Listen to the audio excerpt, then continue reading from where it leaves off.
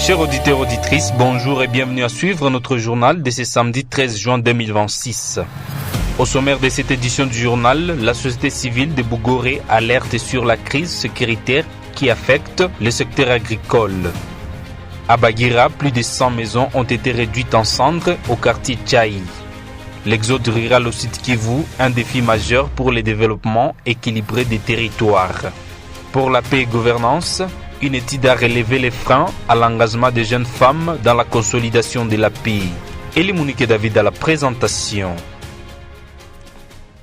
La population des cabarets, en général, et plus particulièrement celle des cabarets nord, traverse actuellement une situation préoccupante en raison des affrontements répétés entre les combattants de l'AFC M23 et les Wazalendo. Lors d'un entretien accordé à la web radio Kajian, ce lundi 8 juin 2026, Justin Moulindangabo, président de la société civile sous noyau de Bougoré, a lancé un cri d'alarme sur les difficultés que rencontrent actuellement les agriculteurs de cette entité. Nous l'écoutons. La majorité, la quasi-totalité de la population ne se dirige plus au champ depuis que c'est devenu les bastions d'insécurité là que les affrontements se réalisent du jour au lendemain et où même les agriculteurs sont en train de perdre la vie et d'autres blessés.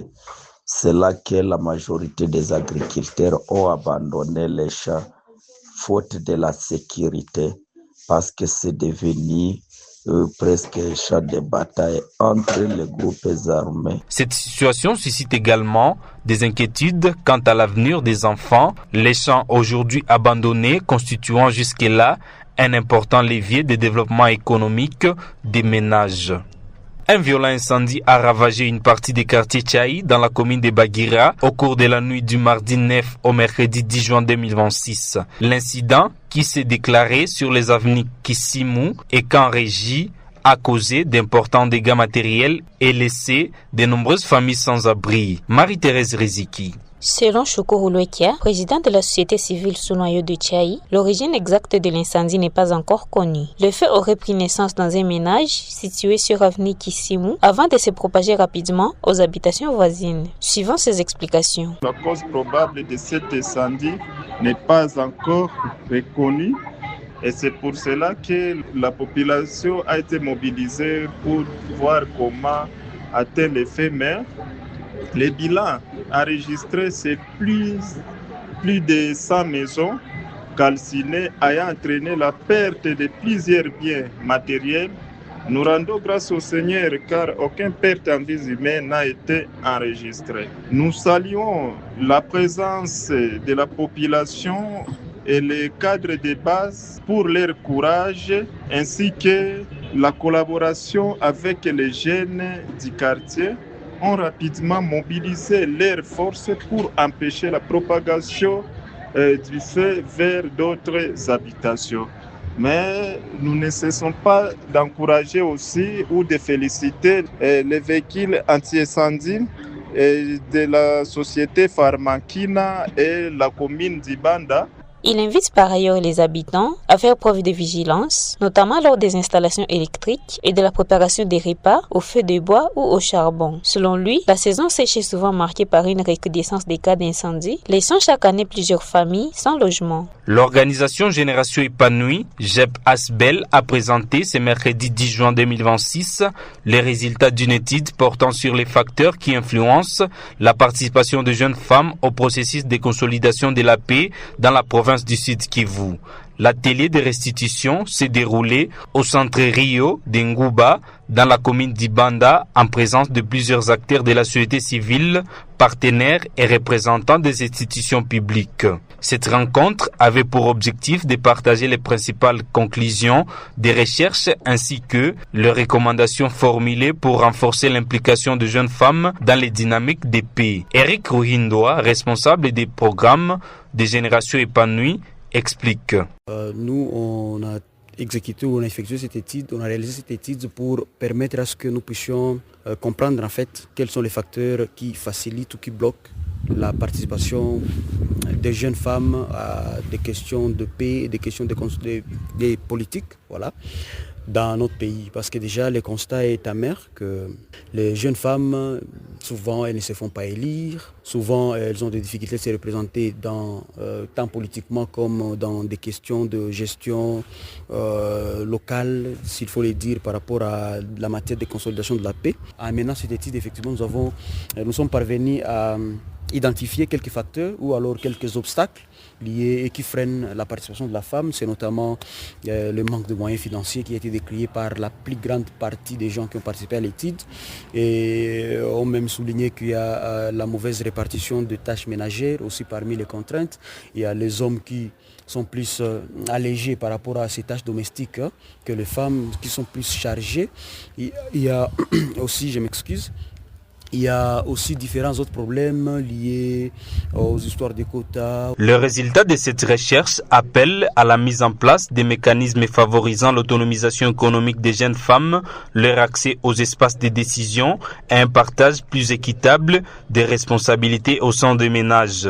Cette initiative s'inscrit dans le cadre du projet Wasichana Amani, financé par les Fonds des Nations Unies pour la consolidation de la paix à travers le programme Kvina Tilkvina, avec l'ambition de renforcer les rôles des jeunes femmes comme actrices du changement et de la paix durable au Sud Kivu. Comme signalé dans les titres, l'exode rural ne cesse de s'intensifier dans plusieurs territoires du Sud Kivu, notamment à Idjwi et à Walungu, où un nombre croissant de jeunes quittent leur village pour rejoindre la ville de Bukavu ou d'autres provinces du pays. Ce phénomène, qui concerne aussi bien les jeunes filles que les jeunes garçons, est devenu une préoccupation majeure pour les acteurs du développement local. N'est-ce pas, Emmanuel Chalukoma? En quête d'un avenir meilleur, de nombreux jeunes désertent les campagnes, laissant derrière eux des communautés de plus en plus fragilisées. À Idjwi, David Muzuka, point focal de KGN, observe une augmentation constante des départs. Selon lui, la non-scolarisation constitue l'une des principales causes de cette migration. Les jeunes qui n'ont pas accès à l'éducation ou à une formation professionnelle peinent à trouver des perspectives d'avenir dans leur milieu d'origine. Même ceux qui terminent leurs études choisissent souvent de partir, estimant que les opportunités d'emploi et d'épanouissement personnel sont plus nombreuses ailleurs. Cette perception pousse une partie importante de la jeunesse à tourner les dos à son territoire. À Walungu, le constat est similaire. Peter Baraya, point focal de KGN dans ces territoires, explique que les jeunes diplômés sont nombreux à quitter leur village après leurs études. Selon lui, le manque d'opportunités économiques, la rareté d'emplois et les difficultés d'accès à la terre accentuent cette tendance. Il souligne également que de vastes étendues de terres sont progressivement acquises par certains notables qui ne les exploitent pas toujours, réduisant ainsi les espaces disponibles pour les activités agricoles.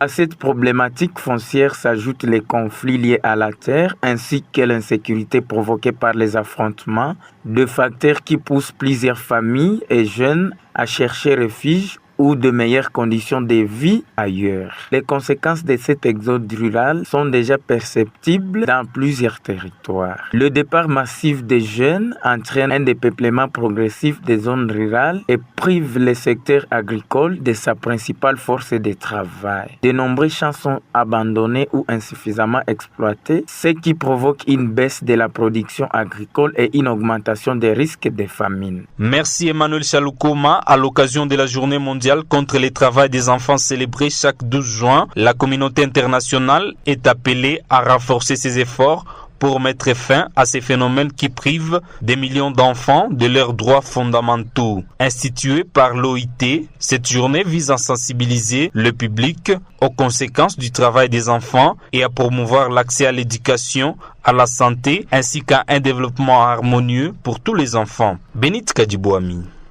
Malgré les avancées enregistrées ces dernières années, le travail des enfants demeure une réalité préoccupante dans plusieurs régions du monde. De nombreux enfants sont contraints d'exercer des activités souvent pénibles et dangereuses, compromettant leur scolarité, leur sécurité et leur bien-être. Face à cette situation, Anaël Munjo, activiste engagée pour les droits des enfants, souligne que le travail des enfants est la forme la plus silencieuse des violences faites aux enfants. Elle explique. Lorsqu'un enfant est exposé très tôt au travail, surtout dans des conditions difficiles pour ne pas dire minables, cela augmente les risques des blessures physiques, de troubles psychologiques, de stress chronique et d'abandon scolaire, chose d'ailleurs qui arrive le plus souvent. Le cerveau d'un enfant est encore en développement et au lieu de consacrer son énergie à apprendre, à jouer, à développer ses capacités cognitives, il est contraint à survivre. Et moi, à mon niveau, j'ai refusé et je refuse de normaliser cette réalité sous prétexte de la pauvreté ou d'une quelconque tradition. Car un enfant qui casse la pierre, un enfant qui travaille dans des mines, qui vend dans les rues à longueur des journées, qui effectue des tâches difficiles, en lieu et place de partir à l'école, n'est pas en train d'apprendre la responsabilité, il est juste privé de ses droits fondamentaux. Cette journée constitue ainsi une occasion de renouveler l'engagement collectif en faveur d'un monde où chaque enfant peut grandir, apprendre et s'épanouir dans un environnement sûr, protecteur et respectueux de ses droits.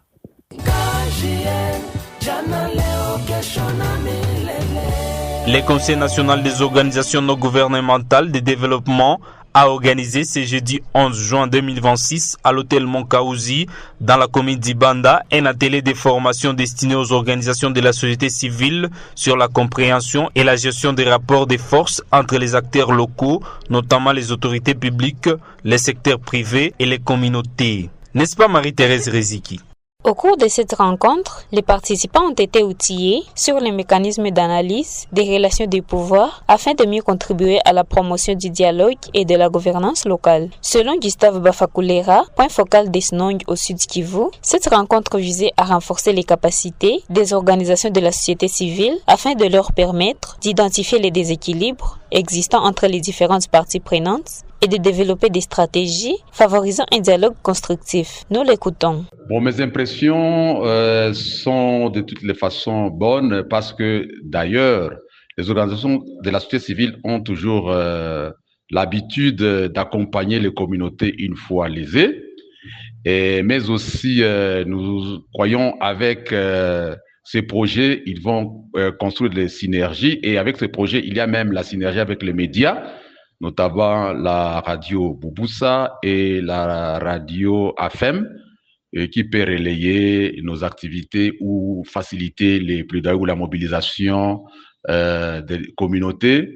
Et aussi, nous connaissons que la société civile est habituée surtout à ce que nous disons les contrôles citoyens pour voir si les projets d'intérêt public ou les projets initiés par les secteurs privés contribuent pour le développement harmonieux des communautés dont la population est bénéficiaire. Cet atelier s'inscrit dans le cadre du programme associé des mobilisations pour les organisations locales et une jeunesse active en RDC, PAMODJA en sigle, un projet cofinancé par l'Union européenne visant à renforcer la participation citoyenne et la gouvernance inclusive au niveau local.